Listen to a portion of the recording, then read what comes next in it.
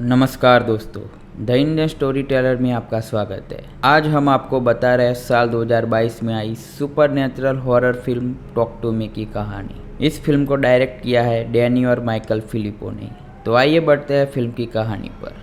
Movie के starting में एक पार्टी में सब लोग एंजॉय कर रहे होते हैं। वहाँ कोल नाम का लड़का परेशान दिखता है। वो सभी से अपने भाई डकैत के बारे में पूछ रहा होता है जो उसे कहीं नहीं मिल रहा था। तब उसे कोई ऊपर वाले कमरे में जाने को कहता है। यहाँ डकैत उसे बहुत बुरी हालत में मिलता है। कोल के पूछने पर डकैत अजीब बातें करने लगता है और उनके पापा के बारे में बोलता है। ये सुनकर कोल को अजीब लगता है और वो डकैत को संभलने की कोशिश करता है और उसे बताता है कि उसके पिता की मौत हो चुकी है। पर डकैत कुछ भी समझ नहीं पाता है और उसकी हालत लगातार खराब होने लगती है। तभी वो अपना आपा खो देता है और अपने भाई कोल को चाकू मार देता है। ये देखकर पार्टी में सभी लोग डर जाते हैं और भागने लगते हैं। तभी डकैत अपने आप को चाकू मार देता है। अगले सीन में हम देखते हैं कि मिया नाम की लड़की होती है। वो परेशान दिख रही है क्योंकि थोड़े ही दिन पहले उसकी माँ गुजर चुकी थी, जिसकी वजह से वो बहुत डिप्रेस दिखती है। उसे संभालने वाले सिर्फ उसकी आंट है, जिनकी बेटी जेड और बेटा रायली के साथ मिया बहुत क्लोज है।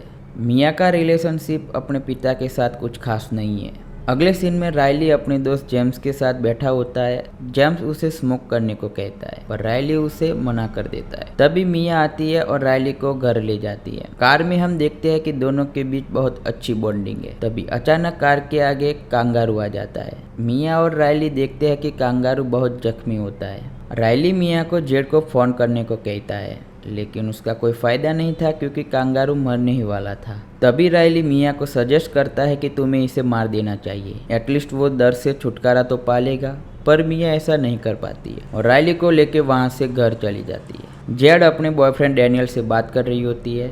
बाद में रात को मिया और जेड पार्टी में जाने को निकलते हैं, पर रायली को भी उनके साथ जाना था, पर जेड मना कर देती है। रायली के बार बार पूछने पर मिया जेड को कहती है कि वो रायली को साथ ले जाए और दोनों रायली को अपने साथ पार्टी में ले जाती है। वहाँ कॉलेज में एक वीडियो वायरल हो रहा था जिसमें वो लोग स्पिरिट से कांटेक्ट कर रहे थे, जिससे टीनेजर को बहुत मजा आता था। ये सब करने के लिए वो लोग पार्टी में जा रहे थे। वहाँ पार्टी में उनको और दोस्त मिलते हैं और उन स्पिरिट से बात करने का डिसाइड करते हैं। उसके बाद एक लड़का अपनी बैग में से एक आर्टिफिशियल हाथ बाहर निकालता है और उसे टेबल पर रखता है, जिस पर बहुत सारे स्पेल लिखे हुए थे। बाद में उस हाथ के सामने एक कैंडल को जला देते हैं, जिससे स्पिरिट यहाँ पर आएंगी। जब वो कैंडल को बुझा देंगे तो स्पिरिट का दरवाजा बंद हो जाएगा। वो लड़का पूछता है कि सबसे पहले कौन आएगा।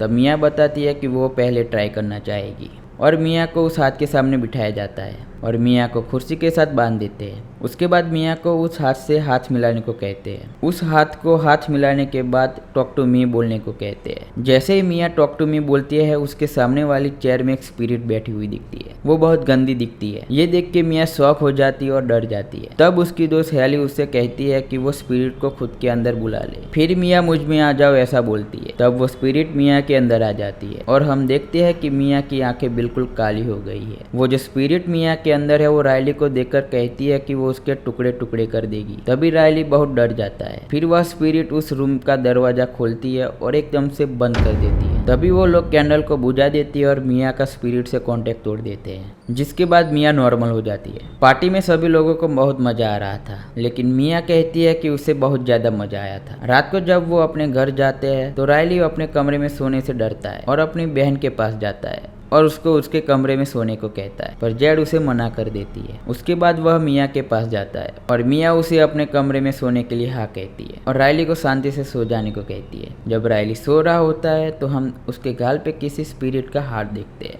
और यहाँ पे सीन कट हो जाता है। अगली सुबह जेड और मिया कॉलेज में होते हैं और वो हैली को मिलते हैं। वो लोग फिर से उस हाथ को ट्राई करना चाहते थे, लेकिन हैली कहती कि उसके पास जगह नहीं है उसे ट्राई करने के लिए।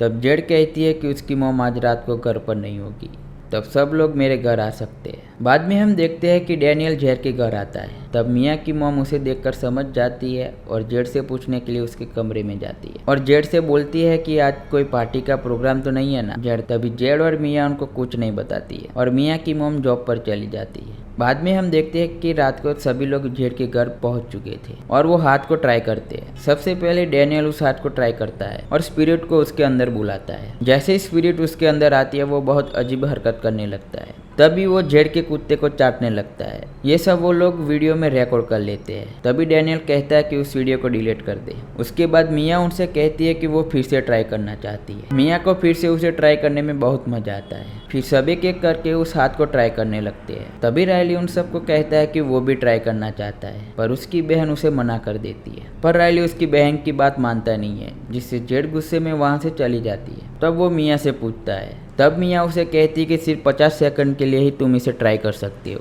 रायली उस स्पिरिट को बुलाता है और उसके अंदर आने को कहता है। तब वो स्पिरिट मिया की मरी हुई माँ की आवाज़ में बोलता है और मिया को कहती है कि वो उसे बहुत ज़्यादा प्राउड फील करती है। और तभी वो आत्मा मिया की माँ की आवाज़ में उसे बुलाती है। मिया को लगता है कि शायद ये उसी की माँ की आत्मा है और वो उसे रोते हुए बातें करने लगती है। तभी वो स्पिरिट रायली का सर टेबल पर जोर जोर से पटकने लगता है, जिसके बाद रायली का नाक टूट जाता है और वो उसे जान से मारने की कोशिश करती है। तभी जेड वहाँ जाती है और वो रायली को उस हाथ से छुड़ा कर बचा लेती है। इससे वहाँ सभी लोग बहुत ज़्यादा डर जाते हैं और कुछ देर बाद पुलिस भी वहाँ जाती है और सबको पूछताछ करती है, लेकिन इस पर कोई कुछ भी सच नहीं बताता है। मिया को रायली की ये हालत देखकर बहुत ज़्यादा धक्का लगा था और उसे लगता था कि उसकी वजह से ही रायली की ये हालत हुई है और वो ही इन सब की जिम्मेदार है। बाद में वो अपने घर चली जाती है।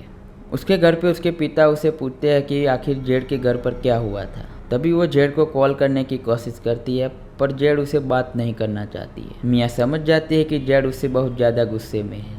उसके बाद मिया रायली को मिलने हॉस्पिटल में जाती है। वहाँ पर जेड उसे यहाँ से चले जाने को कहती है। जेड की मॉम भी उसे बहुत ज़्यादा डांटती है और उसे उनकी नज़रों से दूर चले जाने को कहती है। तभी मिया वहाँ उसकी माँ को एक कांच में देखती है और जब वो उसका पीछा करती है तो वो एक वॉशरूम में पहुंच जाती है और तब वहाँ उसकी माँ की आवाज़ आती है। तब वो चेक करती है तो वहाँ उसे कोई नहीं दिखता है। ये देखकर वो शॉक हो जाती है और वहाँ से जाने लगती है। तभी वहाँ डैनियल आ जाता है और डैनियल को उसकी हालत देखकर लगता है कि वो ठीक नहीं है और मिया को कहता है कि वो चिंता ना करे, सब कुछ ठीक हो जाएगा। वहाँ से दोनों घर चले जाते हैं। रात को दोनों सो रहे होते हैं तो मिया को कमरे में एक शैडो दिखती है। तभी वो देखती है कि वो एक औरत होती है और वो डैनियल के पैर को खाने लगती है। ये देखकर मिया चिल्लाती है और डैनियल को उठाने की कोशिश करती है, लेकिन जब डैनियल उठता है तो देखता है कि मिया ही उसके पैर को खा रही थी। ये देखकर डैनियल शॉक हो जाता है और पूछता है कि ये सब क्या हो रहा है। तब मिया कहती है कि उसे कुछ नहीं पता कि वो ये सब क्या कर रही थी। ये सब सुनकर डैनियल गुस्से में आ जाता है और वहाँ से चला जाता है। बाद में मिया अपने बैग में से वही हाथ बाहर निकालती है और कैंडल जलाकर उसके सामने बैठ जाती है और स्पिरिट को बुलाती है और तब देखती है तो उसकी माँ उसके सामने होती है। वो एक दूसरे से बात कर रहे होते हैं। तब मिया की माँ उसे कहती है कि उसे रायली की जान बचानी होगी और ये सब उसे जल्दी करना होगा। ये सुनकर मिया हैरान हो जाती है और कैंडल बुझाकर सो जाती है। अगले सीन में हम देखते हैं कि हॉस्पिटल में जेड रायली को नहला रही होती है। तभी रायली अनस्टेबल हो जाता है और अपना सिर दीवार में मारने लगता है और उसके खून को चाटने लगता है। ये सब देखकर लगता है कि अभी भी वो स्पिरिट रायली के अंदर ही है।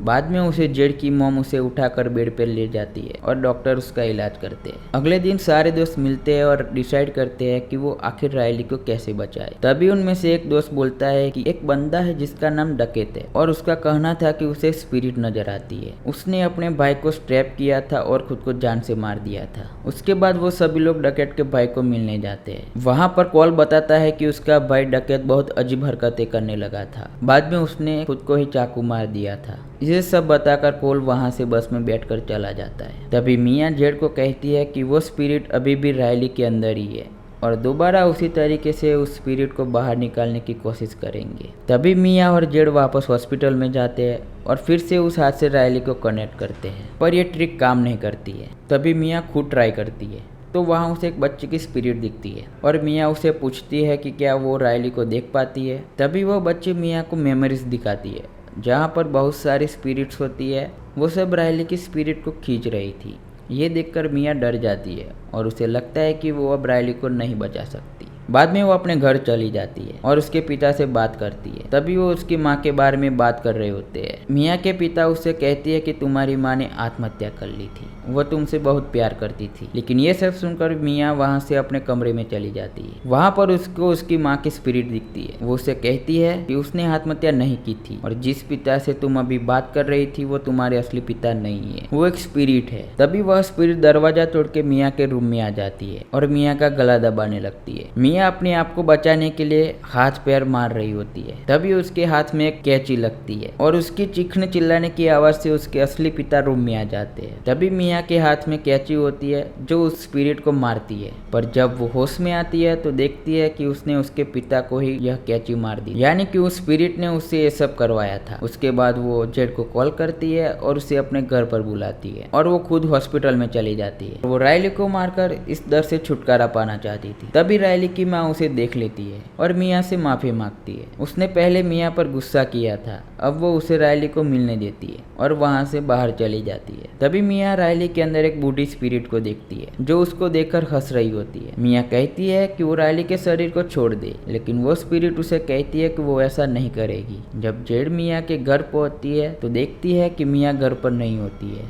और मिया के पिता को जख्मी हालत में पाती है और वो तुरंत अपनी माँ को कॉल करती है और कहती है कि वो रायली को मिया से बचा ले। जब जेड हॉस्पिटल में पहुंचती है तो देखती है कि रायली अपने बेड पर नहीं होता है और उसे पूरे हॉस्पिटल में ढूंढती है और उसे ढूंढने बाहर चली जाती है और देखती है कि मिया रायली को लेकर कहीं पे जा रही होती है। मिया को रायली नहीं मगर उसमें एक स्पिरिट नजर आ रही थी जो उसे कहती है कि वो रायली को मार डाले तभी वो उसे छोड़ेगा। तभी मिया उसे रोड के पास ले जाती है और तभी उसे उसकी माँ की स्पिरिट भी वहाँ दिखती है और मिया के कान में कहती है वो जो भी कर रही है उसे बहुत ज्यादा प्राउड फील हो रहा है। ये सुनकर मिया समझ जाती है कि ये सभी स्पिरिट उसके साथ ट्रिक कर रही होती है। मिया रायली को रोड की तरफ ऑलमोस्ट धकेल चुकी होती है। तभी हम देखते हैं कि रायली की जगह मिया सड़क पर जाके गिरी हुई होती है और जेड रायली को बचा लेती है। इसके बाद हम देखते हैं कि मिया की आत्मा उसी दुनिया में फंस गई है जो उसे हाथ से होकर गुजरती है। मिया इसी दुनिया में इसी हॉस्पिटल में थी जहाँ वो बार बार चिल्ला रही होती है लेकिन कोई उसे सुन नहीं पाता है। वो एक अंधेरे टनल से होते हुए उस पार पहुँचती है जहाँ कोई अपना हाथ उसे मिलाने के लिए आगे बढ़ाता है। मिया भी अपना हाथ बढ़ाती है और हम देखते हैं कि यह वही शैतानी हाथ है जिसे दुनिया के किसी और कोने में कोई और थामने वाला है। यहाँ मिया हाथ मिलाती है और कुछ कहने की कोशिश करती है और यहीं पे फिल्म खत्म हो जाती है। तो दोस्तों ये थी टॉक टू मी फिल्म की कहानी। हम उम्मीद करते हैं कि आपको इस फिल्म की कहानी अच्छी लगी हो। अगर आपको ऐसी ही फिल्म सुनना चाहते हैं तो हमें कमेंट में ज़रूर बताइए और वीडियो को लाइक और चैनल को सब्सक्राइब करना ना भूलें। तो मिलते हैं एक नई फिल्म की कहानी के साथ। धन्यवाद।